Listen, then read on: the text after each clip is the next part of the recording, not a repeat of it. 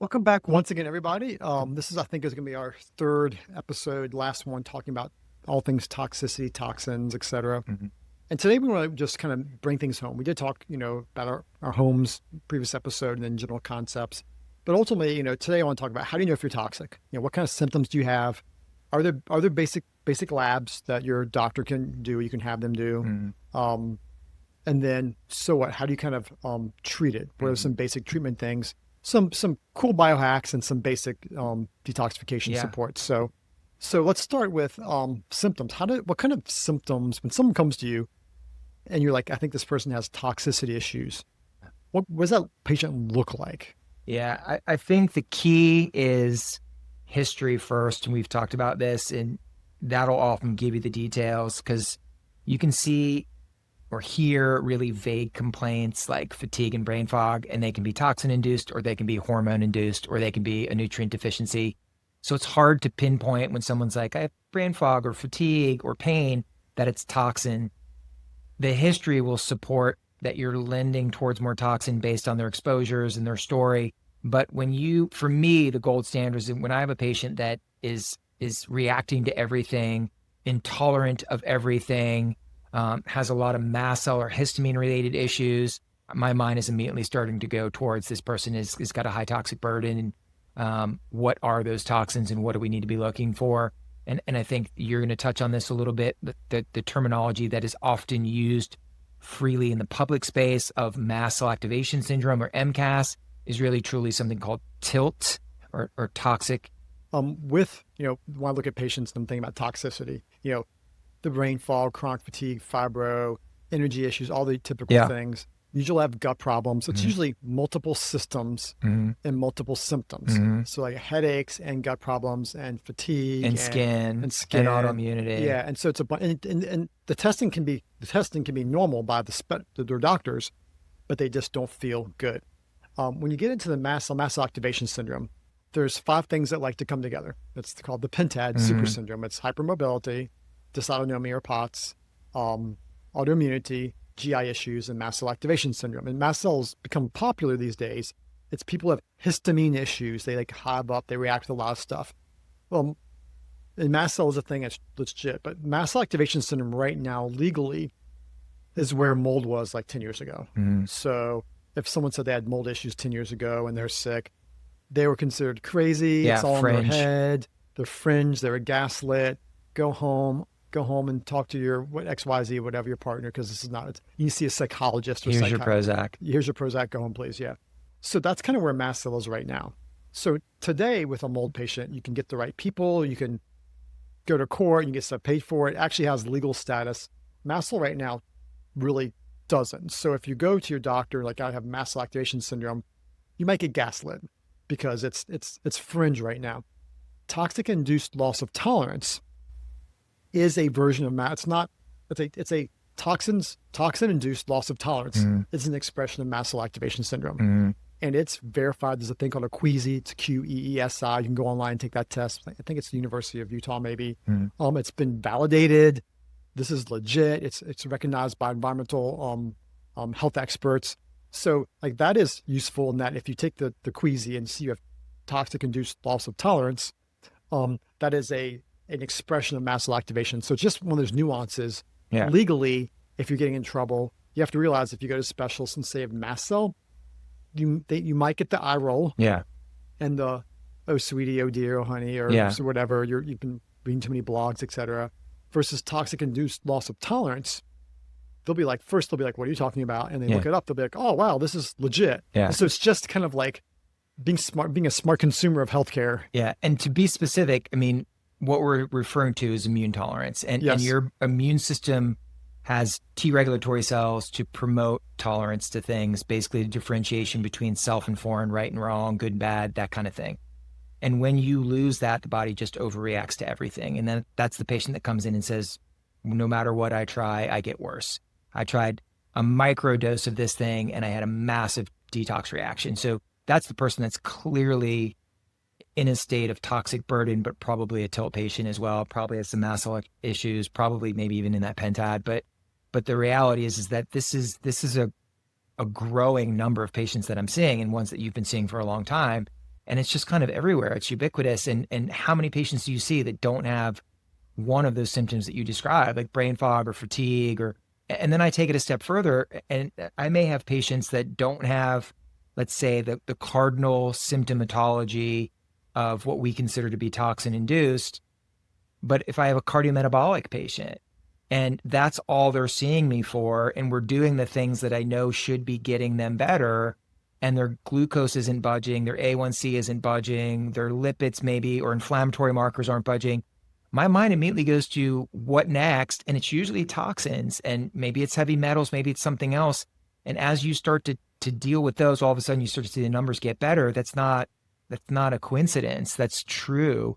And so I'm looking for it all the time in some patients right off the bat, in others as a kind of adjunct therapy to what we've already tried if we hit a wall. If we don't hit a wall, you just keep doing what you're doing. But you always got to have that on your radar nowadays because they're just kind of everywhere. Yeah. And one thing also, there's a thing called multiple chemical sensitivity, which is another way of saying tilt. Yeah. But with that, and I'm a pragmatic fellow, there's 3 domains of multiple chemical sensitivity or toxic induced loss of tolerance. Chemicals, which can include clean chemicals, whatnot, medications and supplements, implants. I'm sorry. Implants and vaccines.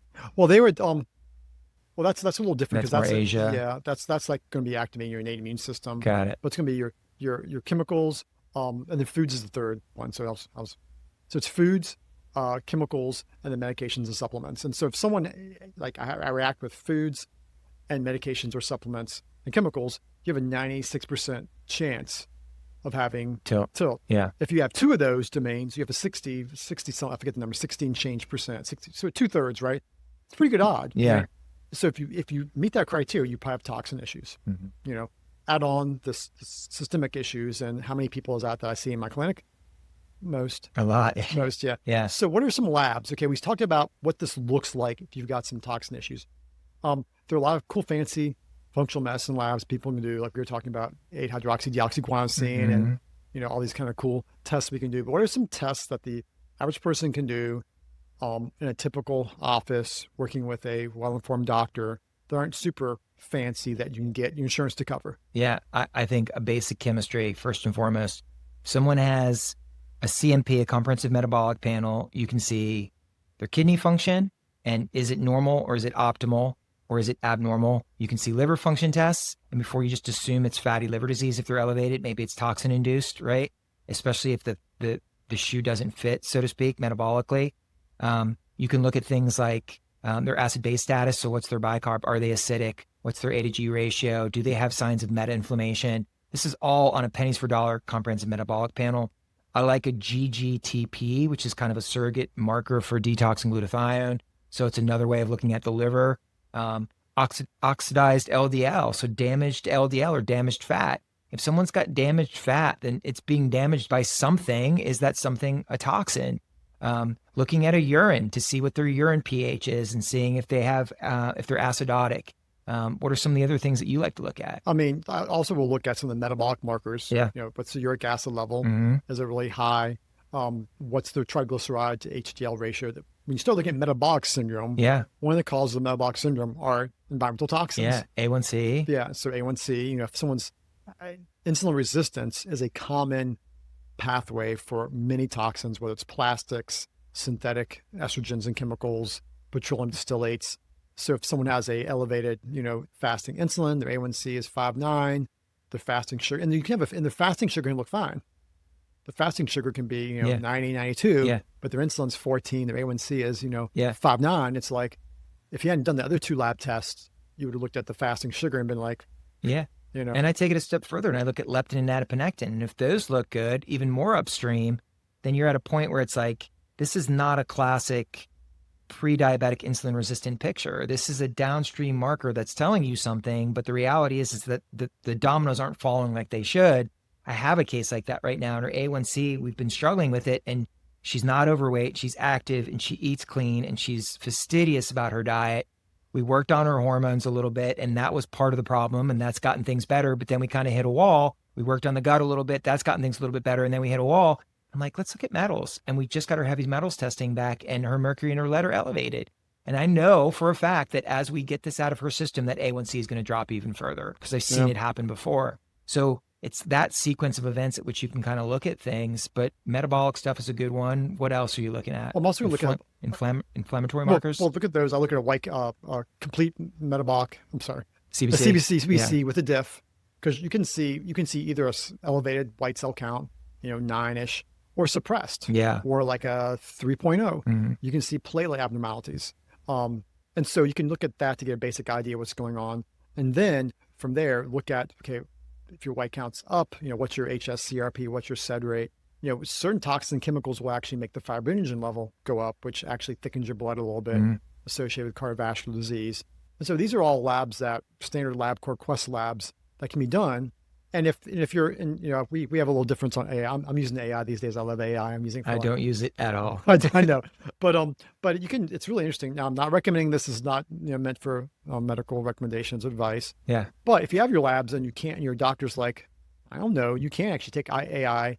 You can prompt it the right way, and you can point it towards this person's website, that person's website, or even say, I want you to look at a functional perspective. It's not perfect. It's not 100%, but it will give you some ideas like what might be going on. Yeah. The devil's in the details with the right prompting and the right source. If you download some of our blogs on this, we did a whole cardiometabolic series. You could download those and use those in the AI tool as its reference, and all of a sudden you create your own kind of thing. Also on the CBC, MPV, mean platelet volume, if that's elevated, you have meta-inflammation, metabolic-induced inflammation. And then on that diff, eosinophils, if they're high, you got to be worried about mast cells. You got to be worried about tilt. Monocytes, if they're high, surrogate marker for dysbiosis. And then basophils, if they're above 1, that's a surrogate marker for interleukin-6, which is an inflammatory cytokine. So literally pennies on a dollar. Now all of a sudden I can tell you about your immune system, if your mast cells are activated, if your gut's off, if you have metabolic dysfunction on a CBC. So there's so much information to be gained from these very, very simple tests, but practitioners just steamroll through them because they're normal or borderline, and off you go because it's not catastrophic and I don't need to intervene. And that's the reason why I look at them. I look at every single one, like, and just the way my brain works. I know you have a pretty amazing memory, but I'll look at it and I'll like, okay, I'll just see it, move on. And then when something's off, I'll be like, wait a second. Yeah. The CBC was 8.2. That's why trends are important. Yeah. Yeah. It's 8.2. Well, that's up a bit. Yeah. And the HSCRP was like 3 and change. Yeah. The SED rate was 35 in this mid 20s female. That's high for them, So SED rate's inflammation, HSCRP, high sensitivity C-reactive protein inflammation. You can look at immune mediated inflammation. Now your provider might not do like a TNF alpha or interleukin-6, but you can get those through Quest and LabCorp. I mean, there's ways to look at inflammation. There's ways to look at metabolic dysfunction. There's ways to look at your kidney function, your liver function, surrogate detox markers, oxidative stress. These are all things that are pretty simple, and collectively they might paint a picture of someone who's toxic. Yes. And then it's just like, okay, your story fits, your labs fit, and we haven't spent $1,000 on testing. Let's work on some stuff. And so what would that be? So what do we do? So you've got the symptoms. You sound toxic. Yeah. You've got some labs that are suggestive. There's some functional labs, urine testing and other stuff. We won't talk about that. Yeah. Because it's, most people don't have access to that unless they're working with someone like us. Yeah. But the reality is we're all exposed to stuff. Yeah. So where do you start? I start with the foundations. I believe you got to perfect the basics, just like a professional athlete. Professional soccer player, they work on the basics. They work on passing. They work on kicking. And once you perfect those, then you can go on to the really cool stuff. The basics are, eating real food, not eating processed food, organic food when necessary, clean environment, clean food, clean air. If you're chronically stressed, if you have a lot of toxic people around you, I used to hear people say toxic people and I'd roll my eyes. I'm like, toxic. Yeah. I'm like, well, it's one of those woo-woo people again. And now I'm like, no, it's legit. It's real. It's like if you have people around you who are inflammatory, who are stressful, who are, one of my new things. It's contagious. You will catch that inflammation. You mentioned, I don't know if you've read this anywhere, but something I've picked up clinically. Like we pick up things clinically years before I feel like they make it to the literature. Yeah. But the idea of being married to a relationship or having a family member of someone who's a narcissist, I've seen this trend of patients, typically females, because 80% of my practice is females, who have, like, they sound like a patient with trauma. And the only thing is, oh, well, my first husband was a narcissist, or my mom was a narcissist. And you're like, whatever. But then you start asking these questions and you're like, oh, so you never felt validated. You were waiting for the next pin to drop. You were waiting for your mom to go off. You never felt safe. Like you tried to, like, wow, that's, and you were developing your entire life. Or, it's like, so point is, like, I personally feel, I've not read this, maybe you read this somewhere, but clinically, I feel like I'm considering now, if you have a narcissistic person in your life for time, I'm considering that as a type of trauma. Yeah. Because of the emotional stress. Yeah. And it's one of those things, it's like of course it is, but I just haven't seen it validated in the literature yet. I mean, like, what is trauma? It's limbic dysfunction. It's sympathetic overdrive. There's different ways to say the same thing. And this is clearly something that can cause that. So yeah, if a TBI or, sexual abuse or, an alcoholic parent can cause the same type of stress, why couldn't that? I just think the reality is that stress is stress is stress. When it comes to situations that are traumatic, trauma is perceived differently by different people. If it's affecting you in a way that you're stuck in this fight, flight, or freeze situation, then your body's not working right. And it's going to create the state of disarray, metabolic, inflammatory, immune dysregulatory. And then that's where toxins thrive. You're not getting anything out of your system in a state like that. So yeah, you gotta clean up your environment. And that means people too. That doesn't mean take them out. That just means don't hang out with them. Maybe sit down and consider who adds value to your life and who doesn't. And if you can move on from some people, move on from some people, give your valuable time and energy to people that give back to you, that you love and that love you back, not to people just for the sake of it, if you can.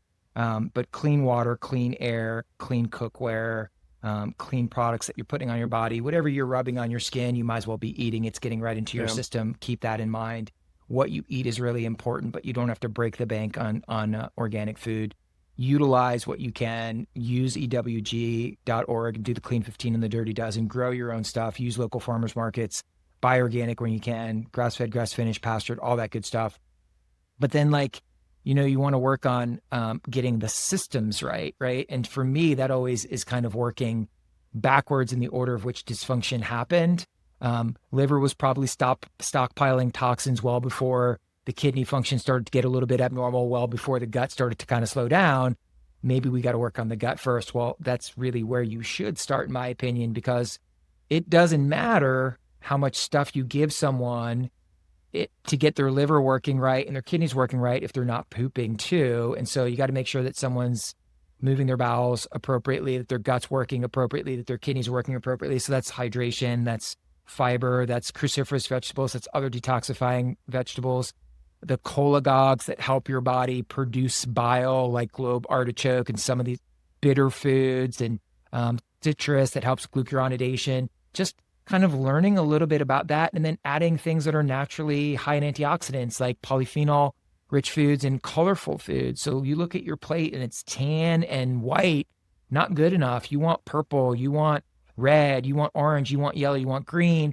And then you can start to kind of layer in, other specialized things, like whether it be supplements or sauna or coffee enemas or IVs. Why don't you talk a little bit about some of those things? Like the foundations, you nicely kind of tied everything together, the food, clean food, everything. I think the next level of like power and strength is going to be some of your old school stuff, like sauna, like colonics, or coffee enemas, sweating as part of that, dry brushing, massage, like movement. Actually, some of these like vibration devices that vibrate people's bodies are actually lymphatic massages. So now IVs. So IVs are, obviously you have to be working with a doctor that does those, but doing an IV vitamin C with B vitamins, with glutathione, with magnesium is a nice way to bypass your gut and just get people's antioxidant levels up really quick, really fast.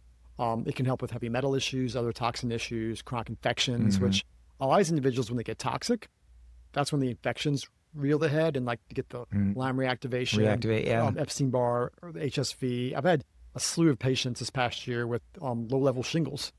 And they didn't realize the gentle rash and stuff, or the cold sores or whatever, were some version, some type of herpes virus. And so IVs are nice for that.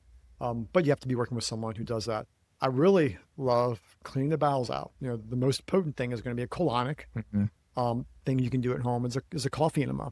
These things actually flush out endotoxins, which are one of the big three biotoxins in water damaged buildings.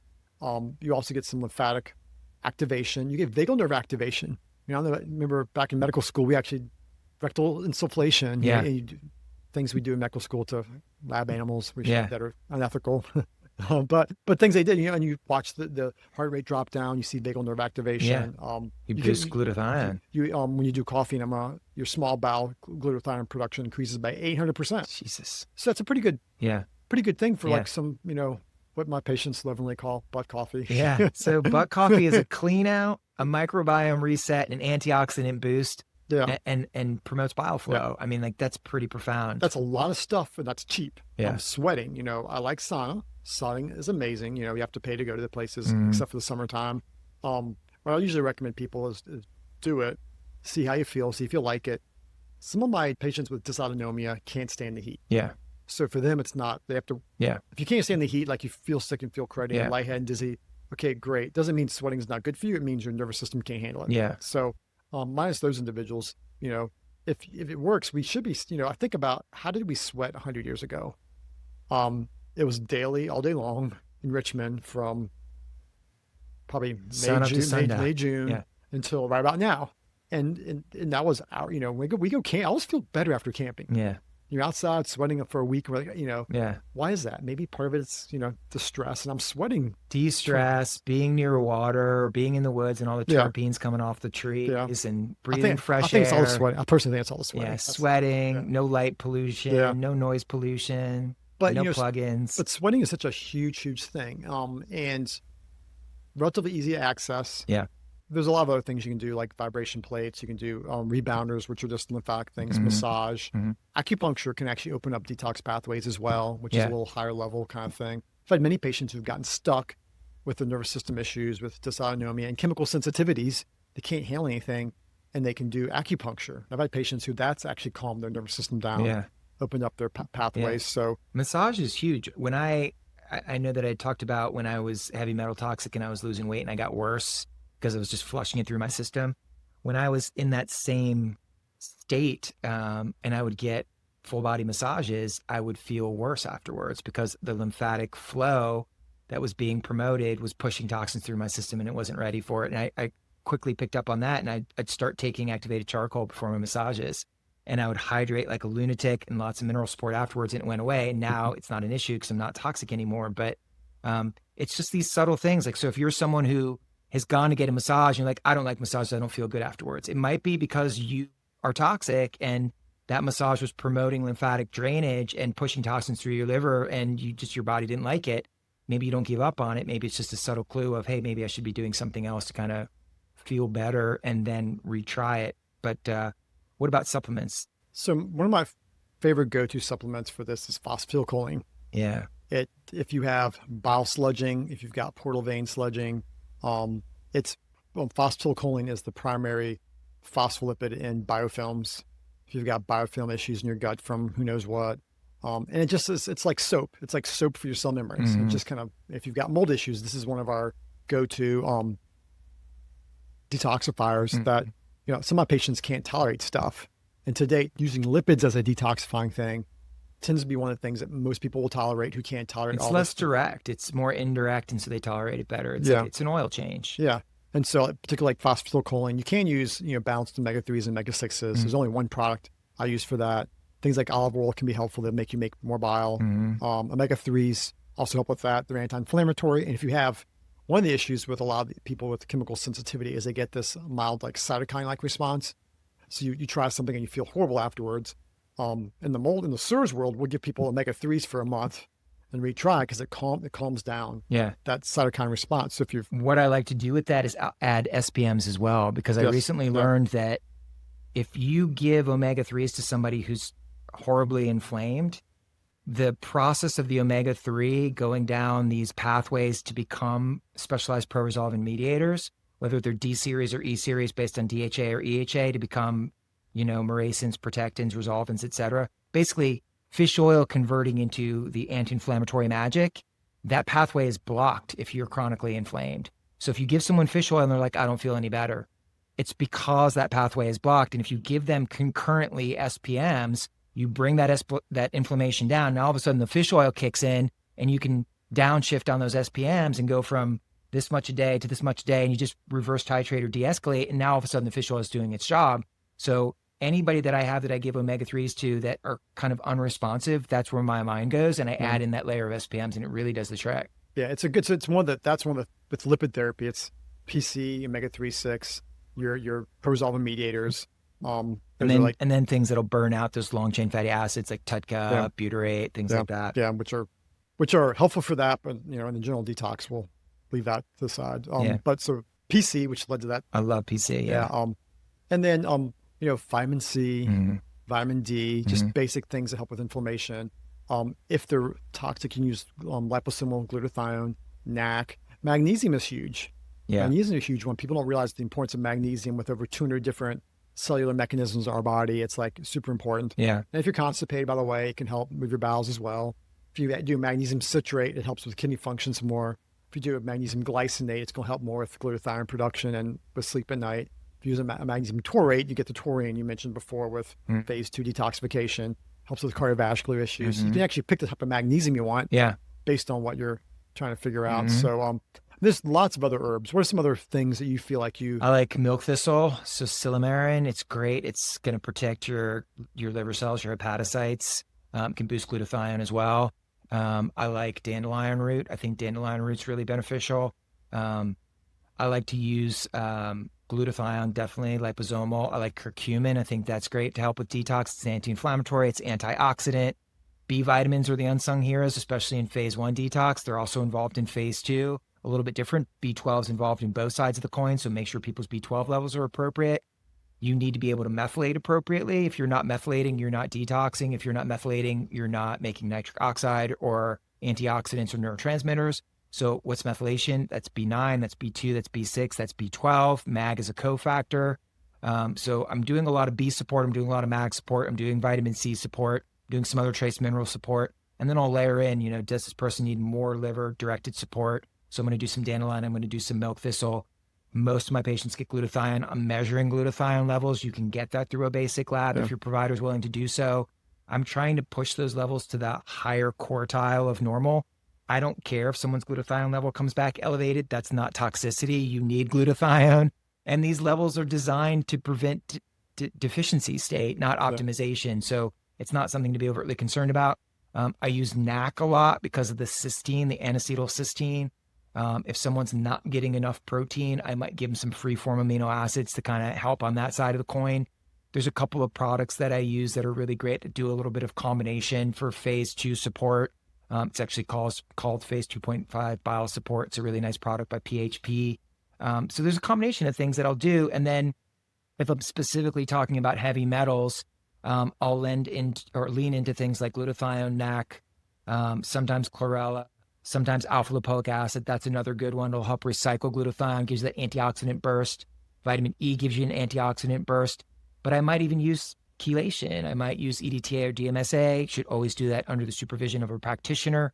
So again, are we just globally detoxifying? Are we specifically going after a certain toxin? And then depending on the answer to those questions, I'm going to come up with a plan for that patient. But like a multivitamin and some extra antioxidant, some extra liver support, get their gut working, clean up their environment, get them hydrated, get them moving. All of a sudden, like magically, they're getting better. It's not magic. It's just getting the body doing what it's supposed to do. And a lot of times people want to jump to the cool, fancy, newest supplement and not do the basics well. Got to do the basics. One side note. Can't put paint on a burning house. You shouldn't. You could, but you shouldn't. You shouldn't put paint on a burning house. Yeah. Let's talk about curcumin real quick, just because it's, I'm not sure when this will be coming out, but probably 3-4 weeks ago, there's some press about curcumin and liver disease. Yeah. So what are your... Am I allowed to curse? I got to keep this PG, right? Yeah, keep this. Yeah, those might get kids, maybe, I doubt there's kids listening to this. I'm horrified by that article. Yeah. So what are your... I actually had a couple of patients mention it to me. This happens all the time with the way... Thankfully, I've had none. I had a couple mention it to me. I'm like, well, I don't know what you're talking about. So I looked into it, found the original article, the news report, and then looked at what people were saying. And, it was a little concerning listening to these specialists in this report saying 30% of all liver failures relate to supplements. Yeah. So you're shaking your head, Dr. Jenski. Why is that? Yeah, I don't believe it. And I don't know where they're getting their statistics from. The reality is that if you're overusing these supplements, if you're overdosing, if you're pushing the system too hard, then yeah, there's the potential for this to happen. There's potential for liver failure, or at least liver injury. There's potential for kidney injury. But if you're doing it in a dose that's appropriate, if you're doing it in a dose that's directed by a clinician that knows what they're doing and they're monitoring your labs, I don't find any concern whatsoever. Curcumin is, the short list is what it doesn't do. It's antioxidant, it's anti-inflammatory, it's pain relieving, it's anti-cancer, it's anti-dementia. I mean, the list goes on and on and on. It feeds your microbiome. It helps with a ton of things. I have yet to date had a patient have any liver problems from curcumin, and I have a lot of them on it. Yeah. And I personally remember, I have no problem talking about myself, about my own personal medical journey. When you and I were talking about my eczema and my allergy flaring and how I was going off and on of prednisone and how bad that was for me. And it was like, we're going to work towards the ultimate goal of figuring out the root cause and getting it right. But your body clearly responds to an anti-inflammatory, right? Maybe it's the immunosuppressive component, but I think it's the anti-inflammatory component. So what can we use naturally to bring down inflammation like the prednisone's doing? Why don't we try curcumin? Why don't we kind of go up on the curcumin to a dose that does the job, hit that, and then reverse titrate? I was taking 5 grams of curcumin a day at one point in time with no recourse whatsoever. And it absolutely did the job that the prednisone was doing. And I was able to then reverse titrate and de-escalate and then eventually come off of it. And I use it now on an as-needed basis for pain and inflammation. But it's one of those things where if someone reads about it, oh, curcumin is good for pain, and they're chronically in pain and they're struggling and they're suffering and they're scared and they don't want to be an opiate addict, and so they just start taking grams and grams of this stuff, yeah, something bad might happen. So there's a couple, when I looked at the article, agree with everything you said. That was interesting because the, what one was, they were quoting a liver guy who said 30% of liver transplants were related to supplements, particularly curcumin. I actually started looking into like that, and the one lady evidently got her supplement from a well-known store I won't mention because I love what the else store. Is in it? Yeah. Well, the thing about it, so I started looking at that, but the thing is, like, when you say what other supplements were they taking, because a lot of stuff out there is not clean. 25% of calcium you get at your local pharmacy has lead in it. Yeah. So, so the question is, what were they getting it from a reputable source or not? The curcumin, this one thing that one person was, but what else are they taking? But then I actually decided to do a literature search, and there are some people that can have an idiosyncratic reaction to curcumin that can have elevated liver enzymes. And if you don't stop it, those people can, it's idiosyncratic is a fancy way of saying like rando, oddball thing. People have a crazy reaction to it. We don't quite know why, so it is a real thing that's uncommon. And it can be picked up if you're working with a doctor who checks labs. Yeah. And so you shouldn't just swing a broadsword at that point in time and make everybody afraid to take curcumin. Yeah. Well, it's kind of like the fish oil thing back 15 years now. They said fish oil caused prostate cancer, and all my people stopped taking AFib. Yeah. And you're going to bleed out. Yeah. And the funny thing about that article, because that was based on a published article, when I actually pulled that article and looked at it, they were looking at blood omega-3 levels, which they were using as a marker for people taking supplements. They never asked anybody, are you actually taking the supplement? And is it a good source or a rancid source? Yeah. So my thinking is, well, maybe if your body knows you have this cancer, it's going to ramp up naturally its anti-inflammatory response. That's my theory. Yeah. Which one was right? Well, no one asked what supplements they took. So I'm just as right as they are. I'm just as right as they are because I have just as much backup from mine. That's one of those ways that one study should lead to 2 or 3 more studies. Yeah. And it just fizzled out after a while, but it's like that stuff happens all the time. Yeah. Where things come out. Curcumin, has been used by the Ayurvedic medicine in the Indian culture for thousands of years. Yeah. It appears from safety data you can take up to 10,000 milligrams a day safely. Not recommending that. That's a medical dose. I use it with a lot of my patients with MGUS, which is a precursor for multiple myeloma. There's really good data on it. 2 to 3 grams of a particular kind with piperine, which happened to be the one they mentioned in the article, actually helping slow or halt progression of MGUS to multiple myeloma. So it has a lot of really cool uses. I think this is just an unfortunate, and maybe when this comes out, this will be kind of like this conversation will die down. But yeah, these are the kind of little things where I was swinging. I like defending stuff like this because it just makes me irate when I see these articles get pushed out, and it's just like, it's not a good study or the appropriate questions weren't asked. And it's just, it's sensationalism. It's people, getting eyeballs for stuff. And if everybody gets fear is more motivating than success. Yeah. Me say, watch out for this, you might die. Watch out for this supplement, you might, just doing our social media stuff. And I've kind of resisted it to date. But if I have a negative thing, like, don't forget the supplement might kill you, I'll get like thousands and thousands of views. And if I'm like, probiotics are great for you, like no one looks at it, right? Yeah. So it's just like, it's like magnesium's great, People love bad news. Yeah. And so it's one of those things where, unfortunately, in our current media and particularly the health thing, bad news drives looks and clicks. Well, here's the bad/good news. Okay, what is it? If you're alive on this planet, in this country, listening to this podcast, then you probably have some toxins. That's the bad news. Here's the good news. All the stuff we just said, right? That's what you can do to get better and at least play detective and figure out what it is that you're being exposed to or have been exposed to. Remember, this isn't about acute toxicity, although that does exist. This is about cumulative. This is what I lovingly refer to as past pretense when I'm talking to patients. And they're like, oh my God, my levels are so high. Where's it coming from? It may not be coming from anywhere anymore. This may be all what you were exposed to, but we have to figure that out now. Let's figure that out. And when we do that together and know that it's currently safe, now we know that we can just gently get this out of your system and over time it'll get better. Or we find out that you do have an exposure. Man, look at what we just prevented from getting worse. Awesome. And then you just move on. But the goal is to figure out, am I being exposed or was I? And then what can we do about it? What are the markers I should be looking at? What is my plan of care? And then clinically correlate my symptoms. Do they get better or not? And if not, dive deeper, period. And also one thing, just for people to note as well, all of these podcasts we turn into blogs that get sent out in our weekly newsletter, which kind of take all this and condense it into like a little blog. So if people aren't following us and getting our newsletter, that can help complicate things like this that go on for however long we've been talking, 40 minutes or whatever, and make it into like a 10 minute article. Simplify it. Yeah, exactly. So cool. Well, hope this was helpful if you've hung around this long. And we will talk to y'all later. Take care and we'll talk to you soon. See you.